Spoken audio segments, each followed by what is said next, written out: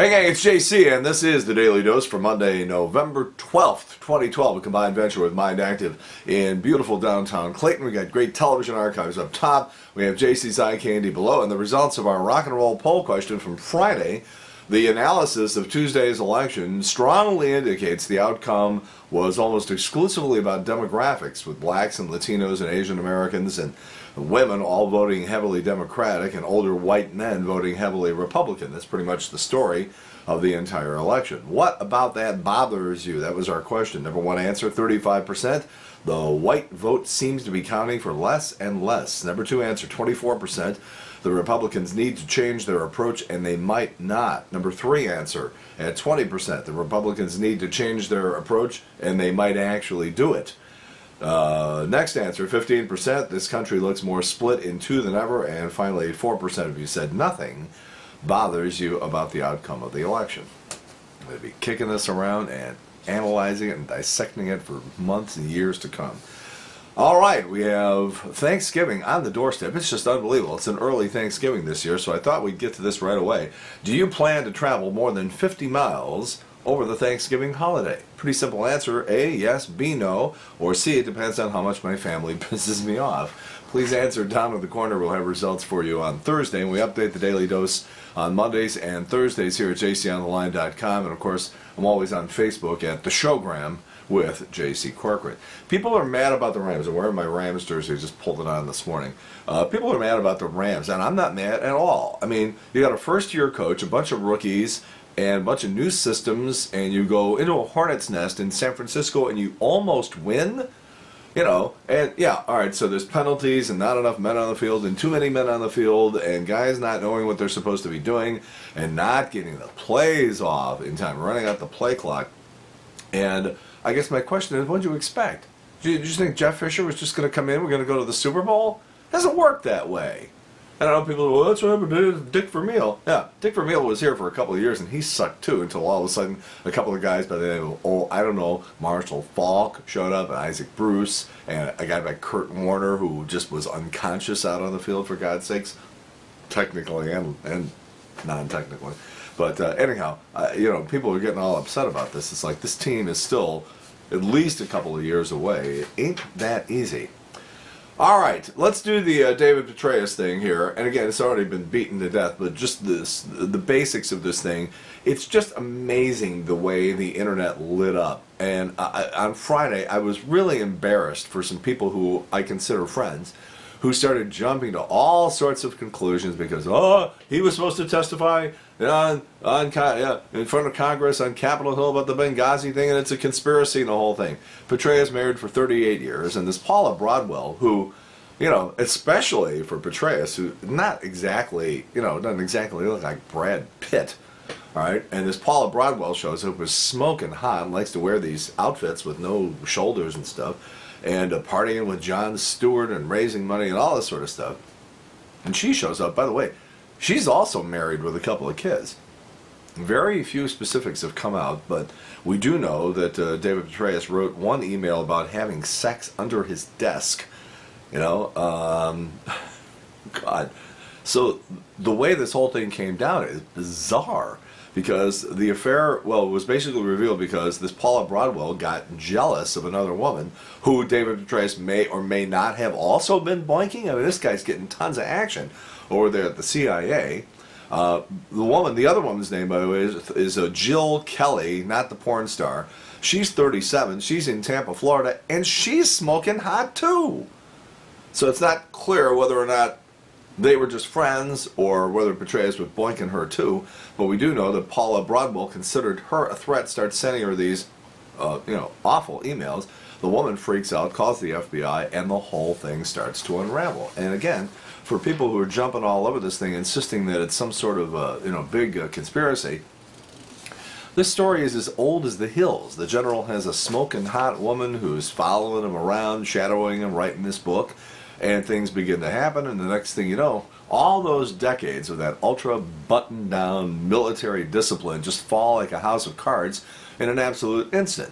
And I don't mean to be mean, because by all accounts, the general's wife has been very active in helping military families and everything like that. But look at her. I mean, look at General Petraeus' wife. I mean, come on. She's not exactly an oil painting, okay? So now he's got these hot babes all over the place. And again, he succumbed. That stuff, that bottled up, ultra conservative stuff in the military, that's got to boil over at some point. And it did. And so he succumbed. So now, in any other situation, this whole thing might be swept under the carpet. But, you know, maybe he goes and he makes like one of these Wiener, Spitzer-like tearful confessions. And then the American public forgets about it until the next big scandal involving a Kardashian takes place. But this is the CIA. You can't compromise your integrity, and you can't compromise the security of an entire nation because of your personal transgressions. You could have a blackmail situation. You just can't have that. So, and for the people who went nuts on the internet and on Facebook, a couple of things here. You lost the election. You lost. It's over. You know, it might be ready. It might be a healthy thing to move on. And there's not going to be an impeachment of President Obama. There never was going to be an impeachment of President Obama, regardless of the Petraeus thing. And I'm sure many of you are very nice people and fine citizens, but this collective drum beating, this pounding away at anything you can try to stick on Obama is just embarrassingly laughable. And this sick obsession is the reason you guys lost the election. You took your eye off the ball. But anyhow, as for right now, your hour is up and we're going to have to stop. The time. Oh, the timing. Yeah, well, we know now Petraeus and this Paula Brunwell actually split up 4 or 5 months ago. I don't know. One last thing on this thing here, too. If you were watching Facebook over the weekend, the showgram with J.C. Corcoran, there is a 57-year-old guy over in Illinois who used to work for the state of Illinois.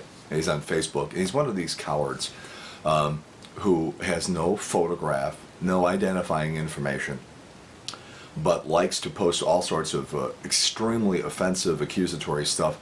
You're real textbook coward here. Now, he couldn't win an argument with me about this Petraeus thing over the weekend as we went back and forth on Facebook. So then he began making comments about a divorce I had 13 years ago and starting to name things about my kids, about my daughters. And if you think I'm kidding about this, by the way, I'm not. This is the worst kind of coward. So I will find Don Little at some point over in Illinois. I will find Don Little, and he will be dealt with appropriately. Oh, and by the way, when they write the book or do the movie about this scandal, they're going to have to come up with a clever name, maybe something like Early Pullout, or Deep Penetration, an undisclosed location. How about Weapons of Ass Destruction? How about Cock and Awe? Maybe Call Out the National Hard, or General Thrills, or my 2 favorites. By the way, I wrote all these. How about Tactical Arms and Sexy Bare Shoulders, or Active Duty on Her Active Booty? I'm an idea man, what can I say? Did Paul McCartney, who was here in St. Louis last night, did he almost die in a helicopter crash back in May? The Daily Mail in Great Britain says yes, they were like 2 feet away from crashing in a helicopter.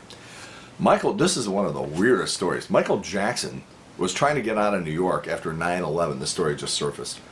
And so he goes running out to a suburban airport in New York, and where Sony, the music company that owned Michael Jackson's library basically and promotion company, it was his record label, they got a plane waiting for him. So he gets out there, but he finds he finds Mark Wahlberg and his entire family also getting ready to get on the plane. And apparently these two almost got into a fight. And guess who I would have taken in that fight, by the way? Ouch! Ouch! Ouch! Stop it, Mark! So, anyhow, Sony has to send another plane, and it's just...